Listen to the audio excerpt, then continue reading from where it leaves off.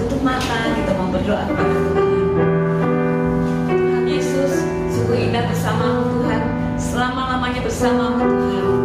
Karena Engkaulah Allah kami Tuhan, yang selalu memberi kami kekuatan baru Tuhan, yang selalu ada dalam hidup kami Tuhan. Terima kasih Allah, terima kasih. Kami tahu kami ada sampai saat ini Tuhan, semua hanya karena kasih dan kemurahan-Mu atas kami Tuhan. Karena itu Tuhan Yesus, saat ini kami rindu untuk menyembah Tuhan, memuji Tuhan, dan mendengarkan firman Tuhan. Kami rindu Tuhan bentuk semakin hari semakin indah di hadapan Tuhan. Terima kasih Tuhan Yesus. Kami siap untuk memuji dan menyembah Tuhan. Kami siap untuk mendengarkan firman Tuhan. Kami siap memulai ibadah kami dalam nama Tuhan Yesus Kristus. Haleluya. Amin. Ya adik-adik, siapa yang setiap hari baca firman Tuhan? Pastinya semua baca firman Tuhan ya. Kita harus baca firman Tuhan, karena ketika kita membaca firman Tuhan, Tuhan menyirami kita semakin tinggi, semakin indah di hadapan Tuhan. Yuk kita nyanyi lagi ini, Tuhan siram lagi.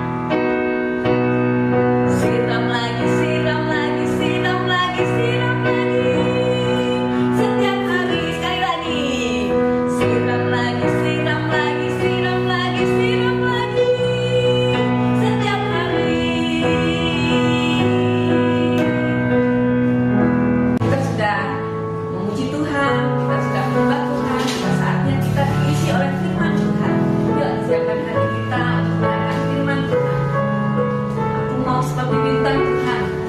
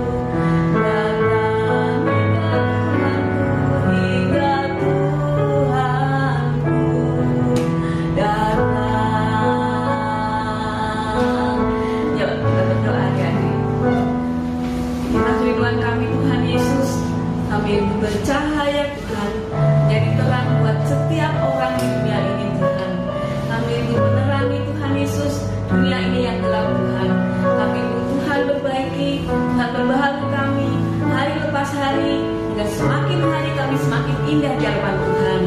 Terima kasih Tuhan, terima kasih. Kami siap Tuhan isi dengan firman Tuhan. Kami siap Tuhan untuk menjadi anak yang menyenangkan hati Tuhan. Terpujilah nama Tuhan Yesus. Kami siap mendengar firman Tuhan. Haleluya. Amin. Tuhan berkati. Halo semuanya, ketemu lagi sama aku. Tadi kita udah memuji Tuhan ya. Kita masih ibadah online kayak gini nih, tapi kita tetap harus beribadah sama Tuhan ya. Ada yang inget gak? Aku mau tanya, ada yang inget cerita minggu lalu gak? Ya, cerita minggu lalu itu Daud dipilih menjadi raja. Nah, kali ini aku mau cerita yang beda nih. Ada ceritanya seorang gadis yang dibawa pergi dari keluarganya.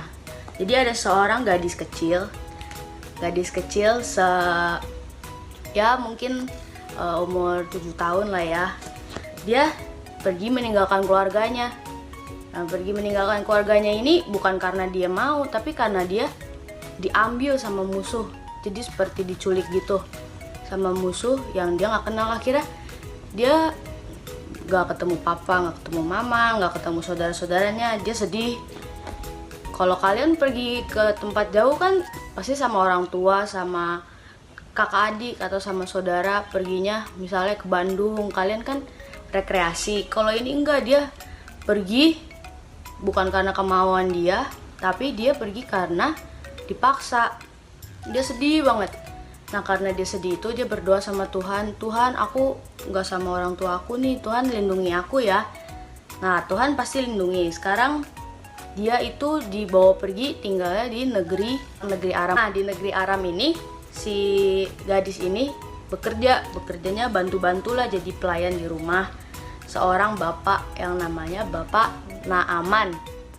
Nah, Bapak Naaman ini orangnya gagah, dia berotot, dia pokoknya gagah kuat. Dia itu seorang perwira itu kayak prajurit.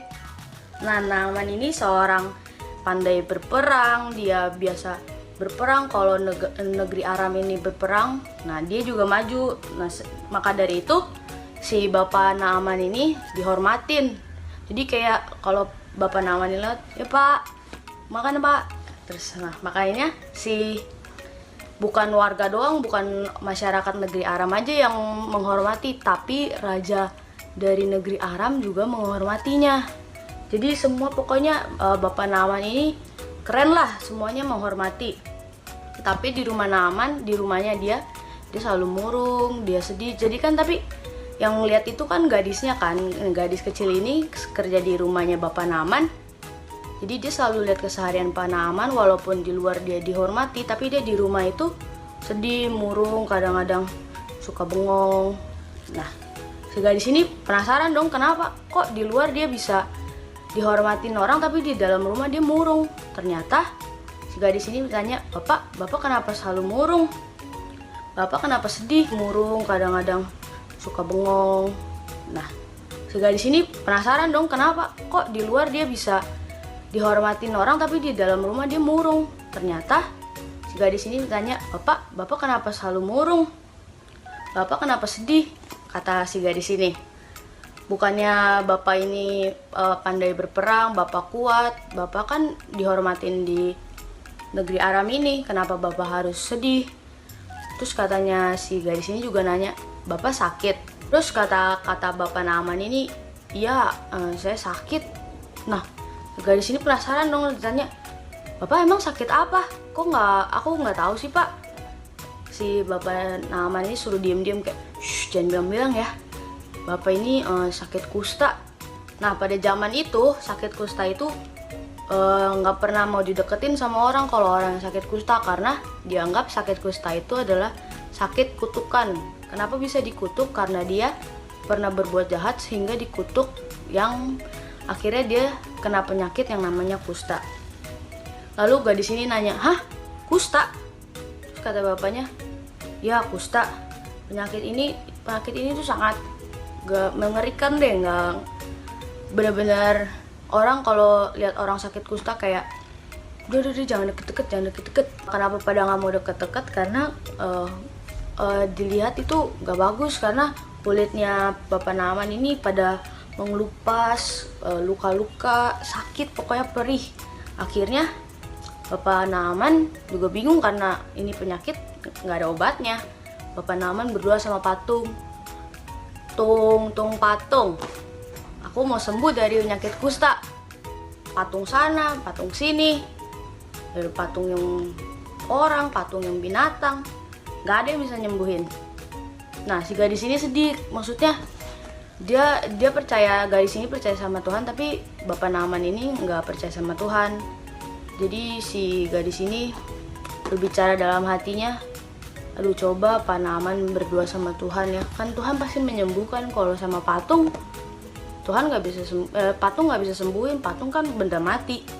Lalu si gadis ini langsung ngomong sama istrinya Pak Naaman, Bu, di negeri saya ada seorang nabi yang diutus Tuhan yang dapat menyembuhkan penyakit Bapak Naaman. Lalu si ibunya penasaran, hah, emang ada yang bisa nyembuhin penyakitnya? Gadisnya bilang, ada Bu, ada nabi Tuhan namanya Nabi Elisa. Nah, Nabi Elisa ini nabi utusan Tuhan yang bisa, Tuhan yang akan menyembuhkan penyakit dari Bapak Naaman. Dia sedih banget. Nah, karena dia sedih itu dia berdoa sama Tuhan, Tuhan aku gak sama orang tua aku nih, Tuhan lindungi aku ya. Nah, Tuhan pasti lindungi. Sekarang dia itu dibawa pergi tinggalnya di negeri Aram. Di negeri Aram ini gak kayak bangsa Israel pada umumnya, maksudnya kayak gak ada yang menyembah Tuhan, gak ada yang berdoa, semuanya berdoa sama patung. Jadi kayak homina, homina, homina, berdoa sama patung. Jadi ya dia cuma orang yang percaya sama Tuhan, dia tetap berdoa sama Tuhan walaupun sekitarannya gak percaya sama Tuhan. Nah, istrinya Naaman ini senang banget, akhirnya suaminya ada kemungkinan sembuh. Akhirnya mereka bawa semua barang-barang, bawa hadiah, bawa emas, perak, semua pokoknya buat Nabi Elisa yang akan bisa menyembuhkan Nabi Naaman. Setelah berjalan jauh, akhirnya mereka Naaman dengan hamba-hambanya bisa sampai di rumahnya Nabi Elisa. Lalu Nabi Elisa mengutus hambanya untuk berkata ke Naaman supaya Nabi Naaman mencelupkan dirinya ke dalam sungai Yordan sebanyak 7 kali. Nah, sungai Yordan itu bukan sungai yang bersih, jadi dia itu sungai yang kotor. Akhirnya si Nabi Naaman marah, dia nggak mau mencelupkan dirinya ke sungai yang kotor. Maksudnya dia di negeri Aram aja ada sungai yang lebih bersih daripada sungai Yordan. Tetapi hamba-hambanya Nabi Elisa berkata untuk sabar kepada Nabi Naaman agar ia bisa sembuh walaupun harus mencelupkan dirinya ke sungai yang kotor. Nah, karena keinginan sembuhnya Nabi Naaman akhirnya menuruti kata Nabi Elisa untuk mencelupkan dirinya ke sungai Yordan. 1 kali, 2 kali, 3 kali, kulitnya belum sembuh, masih penuh dengan kusta. Akhirnya sampai ke 7 kali, kulitnya ternyata setelah dia mencelupkan dirinya ke 7, badannya langsung sembuh, langsung kulitnya bersih, nggak ada kusta lagi. Lalu dia senang sekali. Akhirnya dia ngajak hamba-hambanya yang nemenin dia tadi untuk kembali ke rumah Nabi Elisa. Dia mau berterima kasih kepada Nabi Elisa. Dia bilang sama Nabi Elisa, ini aku udah sembuh, aku kasih semua hadiahnya ke kamu ya, aku udah siapin. Kata Nabi Elisa, bukan aku yang menyembuhkan tapi Tuhan. Lalu Nabi Elisa berkata untuk Naaman berterima kasih kepada Tuhan. Lalu Naaman berkata, oh ternyata Tuhan yang sembuhin ya. Yaudah, aku akan menyembah Tuhan, aku nggak mau nyembah patung lagi. Aku akan percaya kepada Tuhan dan tidak akan menyembah patung lagi. Lalu Nabi Naaman percaya kepada Tuhan. Lalu Nabi Naaman pulang dan kembali ke istrinya dan gadis yang kasih tahu untuk ketemu Nabi Elisa itu. Nah, semuanya senang karena Nabi Naaman sudah sembuh dan gak ada kusta lagi. Nah, kalau dari sini kita bisa belajar bahwa Tuhan dari semua jenis penyakit, Tuhan yang akan menyembuhkan kita. Yang penting kita berdoa, kita percaya, dan kita juga berusaha. berusaha, kayak misal kita minum obat, kita ke dokter, itu salah satu bentuk kita percaya. Dan yang bisa menyembuhkan kita itu, yang bisa menolong kita itu Tuhan, bukan patung-patung. Patung aja benda mati, gimana benda mati membantu kita? Berarti nggak mungkin kan?